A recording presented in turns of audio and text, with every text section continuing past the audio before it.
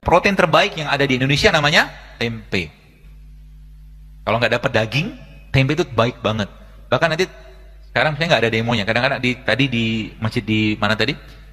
Di TSM tadi itu saya mendemokan bagaimana kita bisa bikin sambal yang kita tempe yang kita makan pakai sambal. Tempenya mentah ya? Kok haha? Kan tempe kan protein. Protein kalau digoreng, dipanaskan kan rusak. Sebagian besar rusak. Jadi makan tempe itu lebih baik mentah. Oh nggak percaya nih. Baru tahu ya Pak? Itu obat emah terbaik Pak. Karena kan probiotik dia, fermentasi. Ya, tempe nanti dibikin sandwich, namanya sandwich tempe. Tempenya di slice tipis, tengahnya kasih kurma, dimakan. Itu obat emah. Bukan hanya obat emah, tapi itu banyak sekali masalah pencernaan yang menjadi masalah besar dalam tubuh kita itu bisa selesai dengan makan kayak begitu.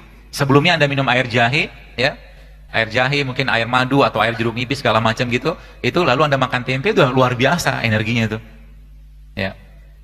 Jadi nanti dicobain aja, ya. Apalagi tempe yang kemarin pas di Jakarta ada satu kajian itu saya ngulek sendiri tempe, apa namanya sambalnya itu. Jadi sambalnya sederhana sekali isinya, cuman bawang putih sama cabai rawit, dikasih garam, kemudian dikasih kurma. Kurma buat manisnya, pengganti gula, kan kita nggak mau makan gula lagi. Kenapa? Anda sudah cukup manis tanpa gula. Gitu lah. Jangan tambah beban ginjalnya dengan gula. Ya. Kenapa? Berarti kita nggak perlu glukosa. Perlu, tapi bukan gula pasir. Gitu loh. Buah kan ada glukosanya juga, ada fruktosanya juga, kan gitu maksud saya. Ya, kita tetap butuh glukosa, ya, tapi bukan dari gula pasir yang sisa, yang cuman meninggalkan glukosa doang. Yang tidak orang yang belum banyak tahu justru malah glukosa ini Bapak Ibu sekalian kalau nggak dipakai di badan kita dia diubah oleh badan menjadi namanya glikogen. Glikogen kalau nggak kepake diubah lagi menjadi lemak. Jadi orang yang terlalu banyak makan gula pasir, terlalu banyak makan nasi putih, lama-lama berubah jadi lemak juga. Jadi kalau kita mau nilai kira-kira penumpukan lemak itu dari kita tuh banyak atau tidak, ya lihat aja porsi gula dan porsi nasi yang kita makan. Dan ini kalau Anda benar-benar kerjakan, banyak sekali hal-hal yang berhubungan dengan kesehatan kita tuh itu bisa terbantu gitu kan. Saya nggak tahu di sini pesantren gini ya, kalau mungkin saya sarankan ya tidak mesti makan nasi putih kok tiap hari. Ya, tetap kita bisa dapat energi yang luar biasa tanpa harus makan nasi putih. Misalkan kita mau tetap makan nasi putih silakan, tapi jangan banyak-banyak. Berapa banyak? Kalau saya biasanya cuma 1 sendok makan. Hal lagi. Hailah. Seperti kaget banget. Anda tetap bisa hidup tanpa nasi, percayalah saya. Saya kadang-kadang bisa seminggu nggak makan nasi.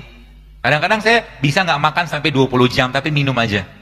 Karena saya ngerti bahwa ternyata ketika tubuh kita tuh dibiasakan lapar, jadi gini.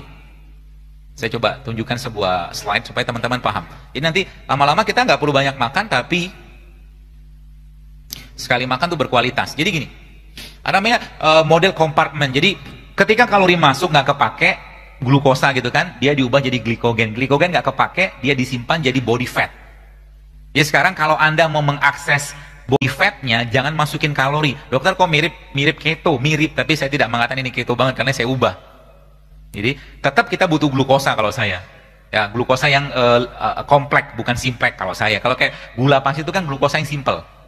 Ya, itu justru memberatkan badan kita. Jadi caranya gimana supaya bisa dibongkar? Ya jangan, atau berikan kesempatan badan kita untuk membongkarnya dengan cara apa? Jangan lagi memasukkan makanan-makanan yang bisa mengubah glukosanya menjadi glikogen bahkan sampai lemak. Maksudnya gimana? Apa contoh makanan atau minuman yang hampir-hampir nggak ada kalori? Contohnya apa? Air putih kan? Air putih. Terus tanda badan kita tuh sudah banyak banget timbunan body fatnya atau lemaknya dari mana? Pegang aja pinggangnya.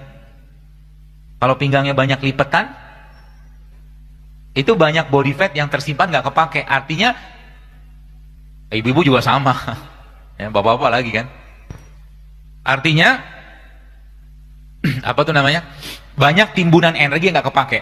Jadi saya waktu baca sebuah tulisan gitu kan. Tapi ini bukan penelitian, tapi tulisan lah. Seseorang dokter juga dia katakan, ketika seseorang membiasakan lapar sampai 20 jam, katanya dia nggak makan, tapi minum iya ya. Jadi minum kopi boleh nggak? Boleh, tapi kopi pahit. Dia minum air putih atau teh hijau seperti itu, atau makan-makan yang rendah kalori gitu, maka di 20 jam tubuhnya akan menjadi mesin pembakar lemak yang luar biasa. Ya. Maka Islam memberikan petunjuk, atau Allah memberikan petunjuk kepada kita, salah satu cara terbaik untuk membersihkan badan itu ya melaparkan diri sebenarnya. Ya, dan lapar itu sebenarnya bukan sensasi yang ada di perut, tapi di sini. Kita yang mengendalikan. Jadi kalau kita sudah bisa mengendalikan lapar, maka kita bisa banyak mengendalikan hal-hal yang lain. Nanti kalau Bapak Ibu kondangan, kan banyak makanan tuh. Dari rumah sudah komitmen. Melatih diri judulnya kan. Sampai di sana, salaman lah sama pengantin, doakan seperti itu, lalu Anda makan buah, minum air putih, pulang. Loh, katanya mau melatih lapar. Hah? Habis pulang udah nyari bakso apa gitu. Sama aja bohong. Hidup sehat tuh Pak Bu, kalau Anda tidak merasakan nikmatnya, Anda tidak akan mau mengerjakannya. Sama kayak orang pergi umroh atau haji. Orang udah tahu nikmatnya, orang pengen lagi gitu loh.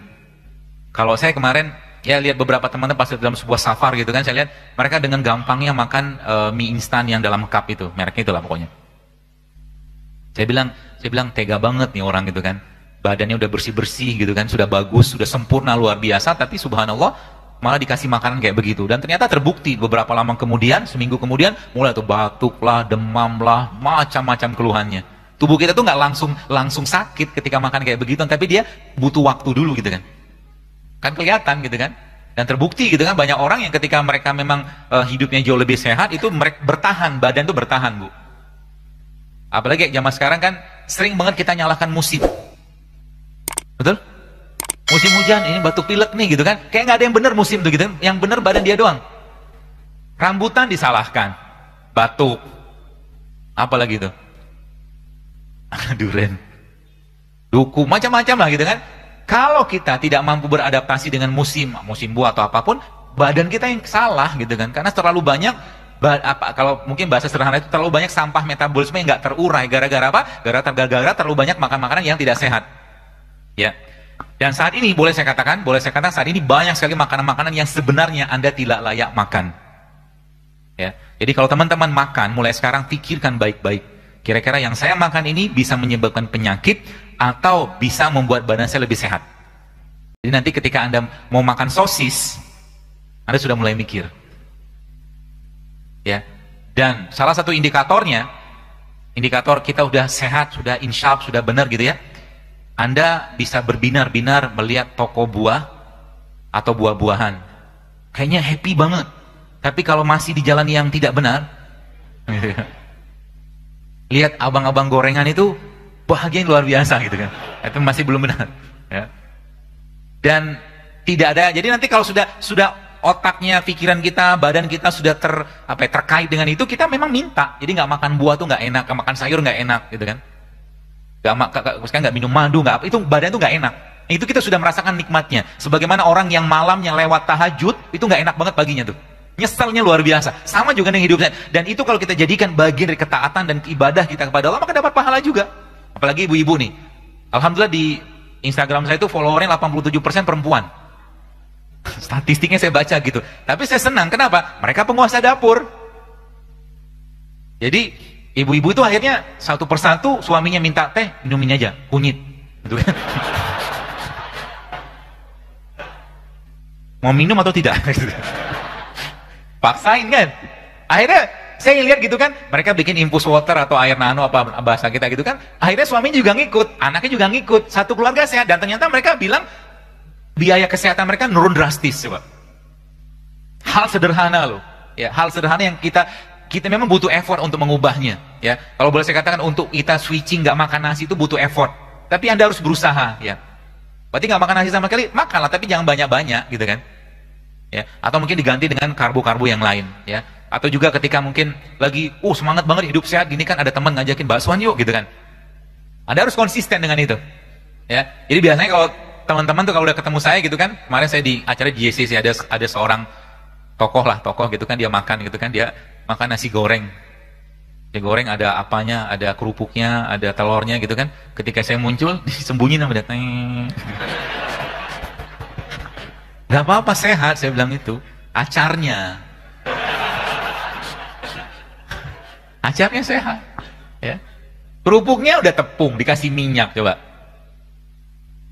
Enak kan? Enak. Enak belum tentu sehat, Pak. Kalau saya milih enak dan sehat. Ya makanya akhirnya saya mencoba mengembangkan sendiri bagaimana memasak ya. Contoh kemarin saya di Jakarta, saya share kemarin, tadi saya share juga bagaimana kita masak ikan. Ikan tuh bisa dimasak tanpa kita perlu minyak. Makanya kita bikin waktu di cooking class itu kita bikin ikan gabus yang kita file gitu ya. Ikan gabus yang di file, kemudian kita kasih jeruk nipis, kita kasih zaitun, kemudian kita panggang. Nggak pakai minyak. Kemudian kita makannya pakai dressing. Dressingnya pakai alpukat. Alpukatnya di blender, ya, dikasih bawang putih, dikasih jeruk nipis, dikasih salt, dikasih garam, dikasih pepper, lada hitam, dikasih itu. Jadi ditaruh di atasnya. Enak? Sehat nggak? Oh, kalau gue gitu bro. Maaf ya bro. Mie ayam lewat bro. Kenapa? Karena saya sayang dengan badan saya. Saya tidak mau akhir kehidupan saya nyusahin keluarga. Saya tidak mau akhir kehidupan saya, kalaulah kita nauzubillah min zalik kena penyakit yang akhirnya keluarga kita sibuk ngurusin kita gitu loh. Padahal itu kita bisa ubah dengan sedikit mengubah isi piring, Pak Bu. Sedikit mau berusaha ya untuk menciptakan habit atau kebiasaan-kebiasaan yang baik dalam makanan. Karena kata kunci di makanan. Anda yang pergi ke gym, ada mungkin fitness segala macam, tanya sama personal trainer, 80% badan kita itu dibentuk mana? Makanan. Hanya 20% exercise-nya. Betul? Bagaimana mau sehat kalau seandainya jadi isi piringnya, isi gelasnya, katakanlah belum menunjukkan sesuatu yang bisa menyenangkan badan kita. Maka di situ kita belajar ada enzim, ada probiotik, ada prebiotik, gitu kan?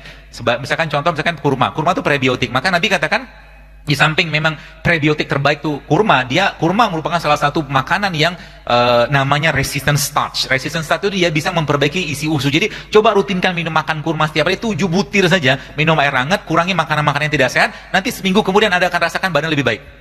Hanya makan kurma doang loh.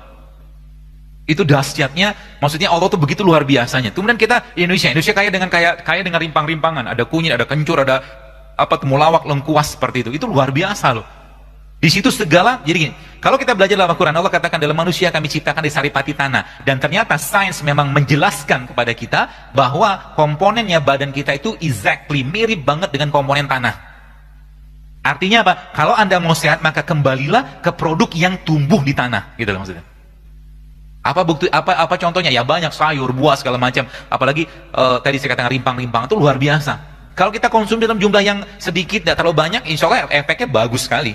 Ya. Dan jangan pernah bertanya keamanannya. Ya, ada orang bertanya, dok maaf, kalau minum kunyit itu aman nggak? Karena saya baca penelitiannya, kata dia begitu. Karena saya baca penelitiannya, karena ternyata disitu disebutkan kunyit itu kalau diminum, ya, bisa menyebabkan mandul. Gitu. Saya jawab, iya. Kalau ente minumnya seember. Sekelingking, 2 kelingking, berapa banyak sih gitu loh. Ya orang tua kita zaman dulu juga minumnya kunyit gitu loh. Apalagi kalau ibu-ibu yang biasa masak ya, yang biasa masak itu maka kalau saya biasa yang saya kerjakan kalau saya minta masak sesuatu dengan ibu saya misalkan itu biasa kuahnya saya minum. Kayak pindang atau gula yang tanpa santan, itu kan ada kunyit, ada lengkuas, ada bawang putih gitu, itu saya minum karena itu obatnya di situ. Gitu. Ya, polanya kayak begitu. Maka nanti kalau Anda yang kan saya lihat di sini banyak yang belum menikah. Jadi kalau mau cari jodoh yang tanya sama dia, "Kamu minum madu sehari berapa kali?" Kan pernikahan kan ingin menghasilkan keturunan, betul nggak? Dan sekarang gimana mau menghasilkan keturunan yang baik, katakanlah berkualitas peradaban Islam kalau seandainya makannya bermasalah? Karena apa yang kita makan akan membentuk gen. Ya, apa yang kita makan akan membentuk gen. Kalau tiap hari dia makan bubur ayam kerupuk, nanti mental juga mental kerupuk. Serius, saya nggak bercanda ini. Ya, beneran. Ya, behaviornya manusia dipengaruhi oleh apa yang dia makan. Ya, perilaku kita dipengaruhi oleh apa yang kita makan. Kenapa orang-orang barat banyak jadi LGBT, lesbi? Karena kebanyakan makan babi. Babi kan begitu perilakunya, gitu loh. Jadi mereka emang nggak ada hal-hal yang sifatnya mereka paham dari sisi ini. Teman-teman mungkin pernah lihat yang kisah babi yang dia ketemu dengan babi itu nggak punya selera atau tidak punya semangat juangnya, terutama babi jantan. Jadi ketika babi perempuannya dia, katakanlah misalkan sebulan mungkin istrinya, pasangan dia itu diganggu, dia nggak ada cemburu sama sekali. Akhirnya mereka kan begitu kelakuannya kan di sana kan, gitu loh.